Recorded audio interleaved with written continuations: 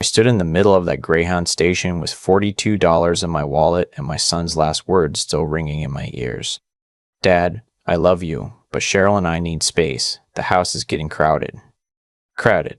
My own house. The house I'd built the deck on with my bare hands in 1987. The house where I'd taught him to ride a bike in the driveway. Crowded. My name is Sid Kowalczyk. I'm 63 years old. I spent 31 years working freight logistics for a mid-sized trucking company out of Columbus, Ohio. I am not a dramatic man. I don't tell stories at dinner parties or cry at movies, but I'm going to tell you what happened to me on a Tuesday afternoon in November, because I think about it every single day, and I think some of you need to hear it. My wife passed 4 years ago, lymphoma. 17 months from diagnosis to the end, and I won't go into the details because that grief belongs to me and her alone. What I will say is that after she was gone, the house went quiet in a way I hadn't expected. Not sad quiet, just empty, like a jar with the lid left off. My son. I'll call him my son because that's what he is. Whatever else happened, had married Cheryl about 2 years before his mother died. Cheryl was fine at the wedding. Pleasant at holidays. The kind of woman who brings a dish to pass and then spends the whole dinner making sure everyone notices she brought a dish to pass. After my wife died, I started coming around more. I admit that. Probably too much. I'd show up on Saturday mornings and help with yard work, fix the gutters, take their dog for a walk while they slept in. I thought I was helping. I thought that's what family does. About 8 months ago, my son sat me down at the kitchen table. Cheryl wasn't in the room, but I could hear her in the hallway, the particular silence of someone pretending not to listen, and he told me that they'd been talking, that they thought it might be good for everyone if I had my own space, that they were actually looking at some assisted living options, just to explore, nothing definite, just to have a conversation. I was 62 years old. I could still re-roof a garage, but I sat there and I nodded, because what do you do when your own child looks at you like you're a problem to be managed? What I should have done is stood up and walked out right then. Instead, I spent the next 3 months slowly disappearing from their lives, thinking if I gave them enough space, things would go back to how they were. They didn't. The call came on a Thursday night in October. My son's voice was careful and measured, the way people talk when they've rehearsed. He said Cheryl was pregnant. Wonderful news. And also, they were going to need my room. They'd already found a place they thought I'd like. The Pines at Millbrook. Very nice facility. Activities. A dining room. People my age.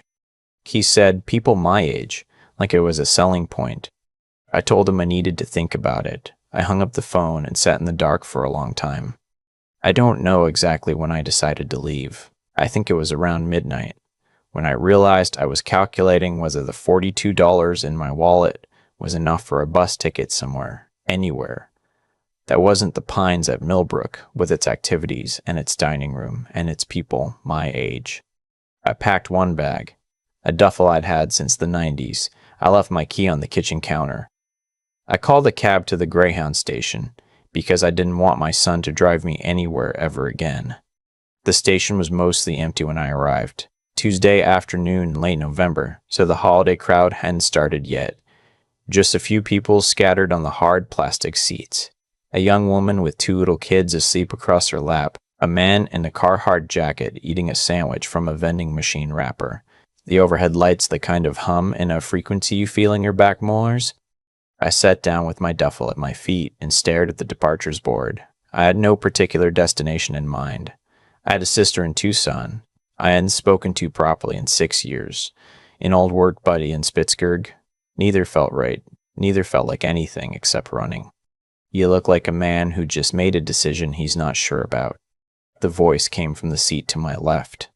I hadn't noticed him sit down.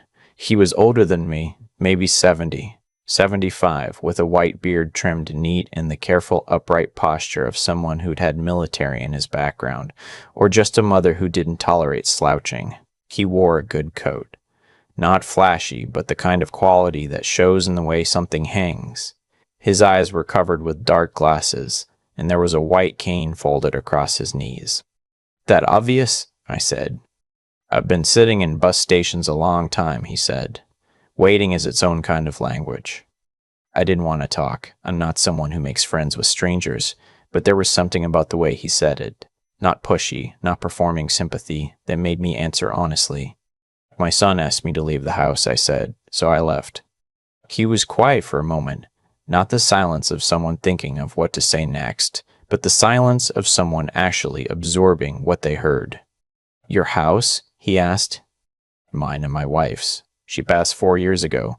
It's in my son's name now. We did the transfer when she got sick to simplify things. I hadn't said that out loud to anyone, not even to myself exactly. Simplified. That's how I described it to the attorney. Simplify things. Make it easier. Take the house out of probate. I'm sorry, the man said, and he didn't follow it up with anything, which is the only way I'm sorry means what it's supposed to mean. We sat there for a minute. Out on the platform, a bus was pulling out in a long exhale of diesel. I have a problem, the man said then, and his voice had shifted slightly, still calm but purposeful now. My nephew was supposed to pick me up 40 minutes ago. He's not answering his phone. I have a meeting tomorrow morning in Pittsburgh that I cannot miss, and the only way I make it is if I get on the 7:15 bus tonight. Okay, I said, not sure where this was going.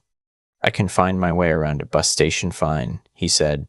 I've been doing it for 11 years. But when we land in Pittsburgh, I need to get to the Shadyside neighborhood, and the last time I tried to do that alone, I ended up in Lawrenceville for 2 hours, which is a perfectly fine neighborhood, but not where I needed to be.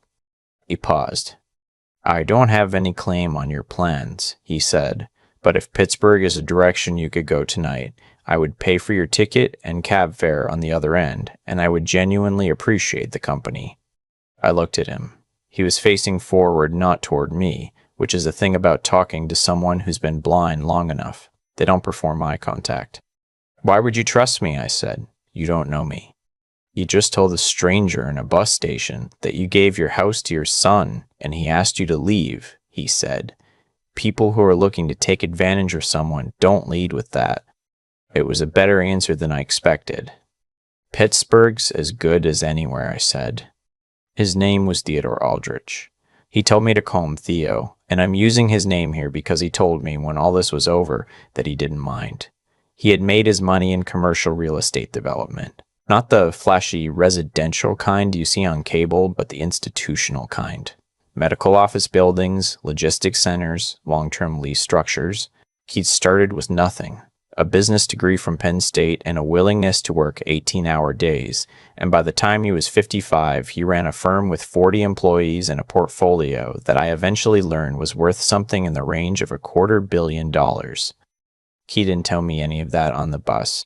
On the bus, he told me about growing up in western Pennsylvania, about his wife who had died 12 years ago, about his daughter who lived in Seattle and called every Sunday without fail. He told me about losing his sight, a degenerative condition, gradual over a decade, nothing that could be surgically fixed, just a slow dimming until the light went out completely at 61. He talked about it the way you talk about weather. It happened. You adjust. I told him about the trucking logistics work, about my wife, about the deck I built in 1987. He asked good questions, the kind that meant he was actually listening, and somewhere around the Pennsylvania state line, I realized I hadn't talked this much in years. When we got to Pittsburgh at 10:30, I helped him into a cab and gave the driver the Shadyside address. The cab pulled up in front of a building on Ellsworth Avenue, a converted Victorian, beautifully maintained, the kind of place that doesn't announce itself but that you register as serious money the moment you see it. Come in, Theo said. It's late and you don't have anywhere to be. It wasn't a question and it wasn't pushy. It was just a fact stated plainly, which I appreciated. Inside, there was a woman who I first took for a housekeeper, but who introduced herself as Nora, his executive assistant. She was maybe 50, sharp-eyed, with the organized calm of someone who had handled 1,000 crises and classified none of them as interesting. She had her room ready, a guest room on the second floor, with a real bed and towel set out, and a window that looked out onto a courtyard. I tried to explain that I was fine to find a hotel. Theo said the hotels in Shadyside were $160, and I'd already said I had 42, so let's not waste each other's time. I stayed. His meeting the next morning was at 9. I found out later it was with the board of a regional hospital system that was looking to develop a new medical campus on the North Shore. A $70 million project. Theo had been working the relationship for 8 months. I didn't know any of that when I sat in the kitchen that morning and drank the best coffee I'd had in years while Nora went through a schedule. I was trying to figure out what I was doing there and when it would be polite to leave. I have a question, Theo said after Nora had gone to make calls. Okay, I said. What did you do specifically in logistics? Operations management, mostly, route optimization, carrier contracts, dock scheduling. Later on, I ran the compliance side, dot regulations, hours of service stuff. Do you know anything about build-out schedules, construction sequencing? I thought about it. I know how to read a project timeline. I know where the gaps usually are. I spent 5 years managing a terminal expansion in Cincinnati, coordinating contractors, zoning, delivery windows. It's not so different from any other build. Theo was quiet for a moment. I have a site manager who just quit, he said. Third one in 2 years. The problem isn't the work. The problem isn't the work requires someone who actually thinks about problems, instead of passing them up the chain. I looked at him across the kitchen table. I'm 63, I said. I'm aware that has nothing to do with anything, he said. I don't have a development background. I have plenty of people with development backgrounds. They're all excellent at explaining why something didn't work after it didn't work. I sat with that for a second. I need to think about it, I said. That's fine, he said. You can think about it here. Nora will get you a room as long as you need it. I want to be clear about something, because I know how this sounds. I was a 63-year-old man with a duffel bag and $42 who'd just been offered a job and a place to stay by someone he'd met 18 hours earlier in a Greyhound station. I know how it sounds.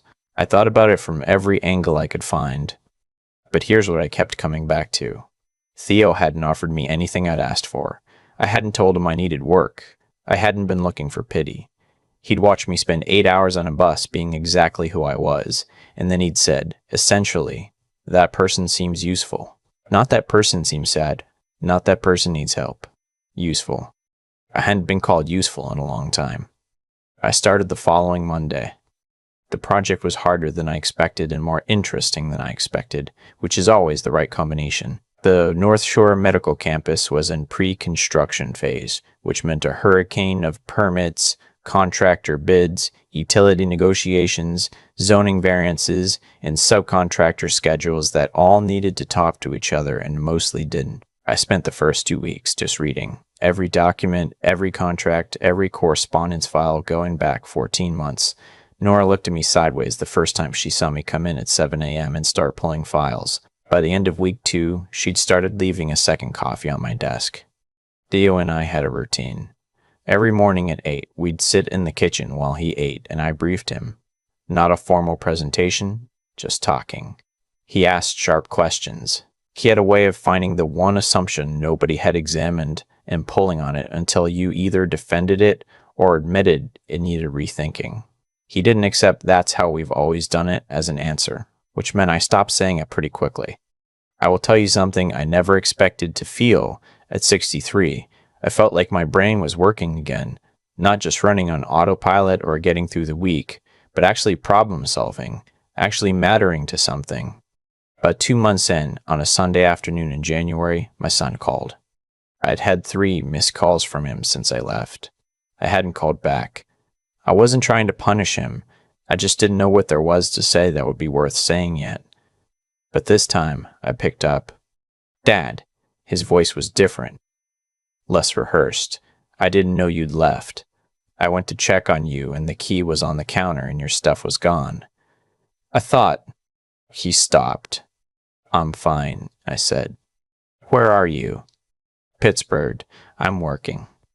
A long silence. Working, he said. Not a question, just the word sitting there. Site management. Commercial development.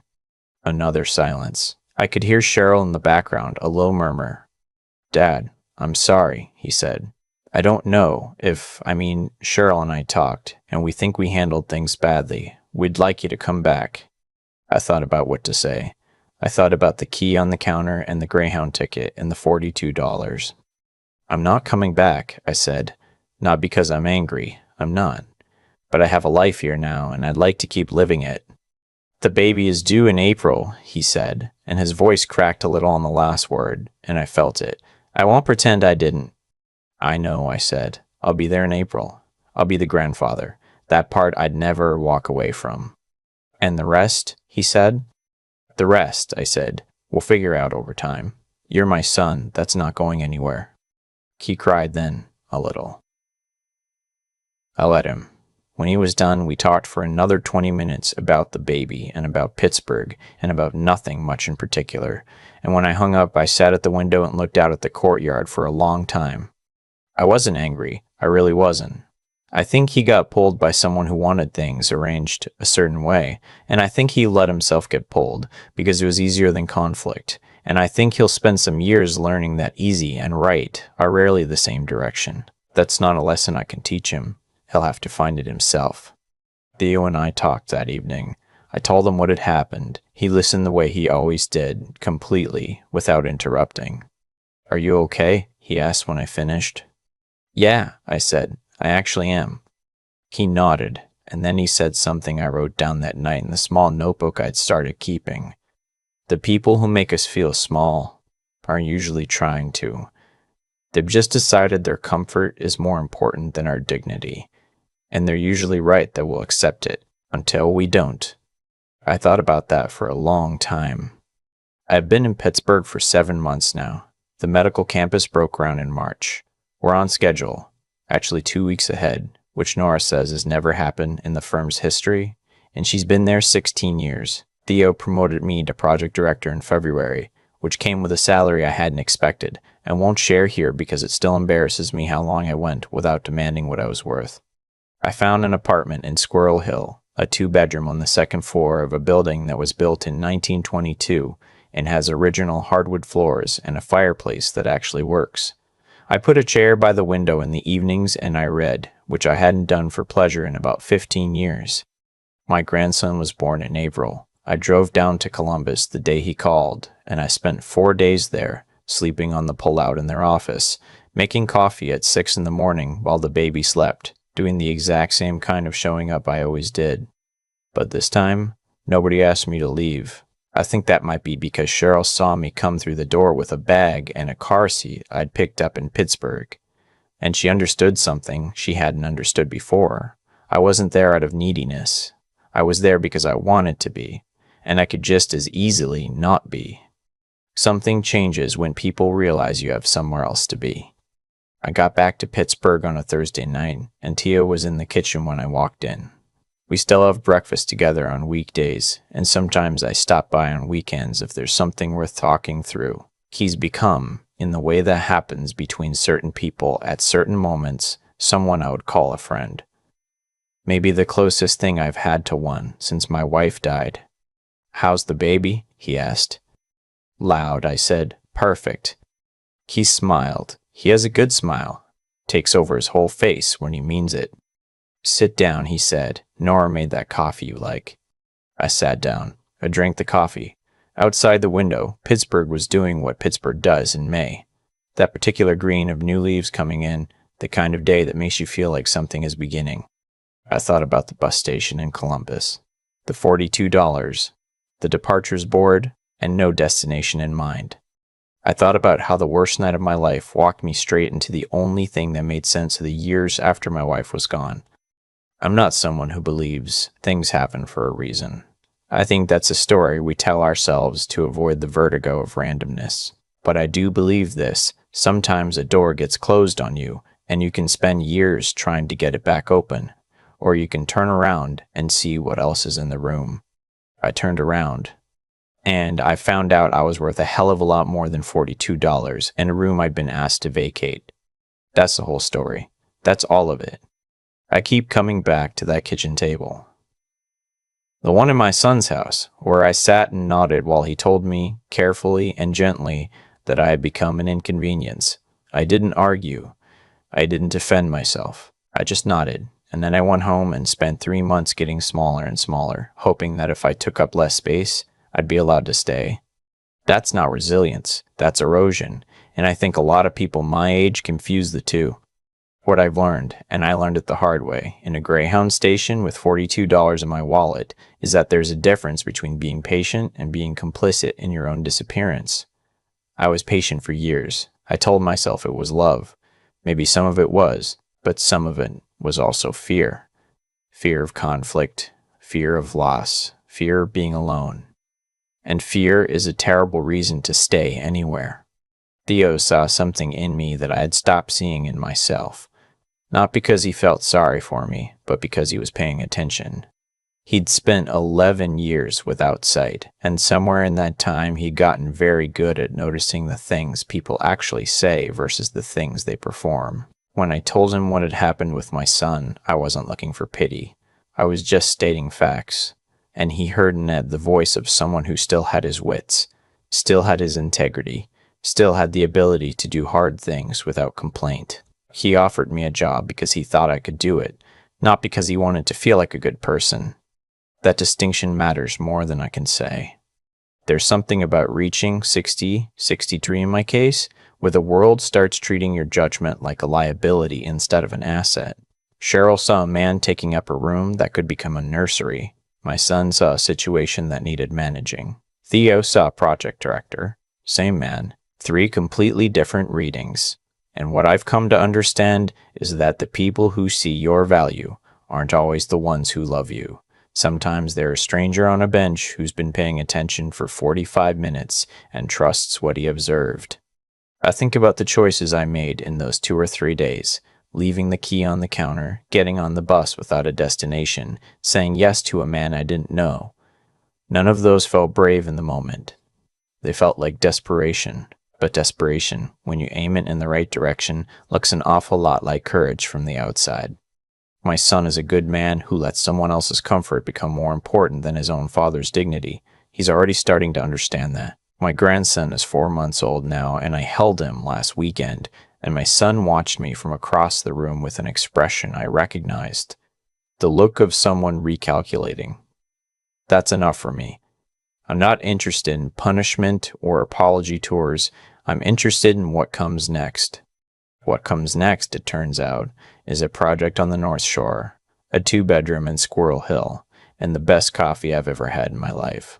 What comes next is knowing, finally and without question, that I am worth more than whatever space someone else decides to give me. That's not a lesson anyone can hand you. You have to walk out of the house with one bag and find it yourself.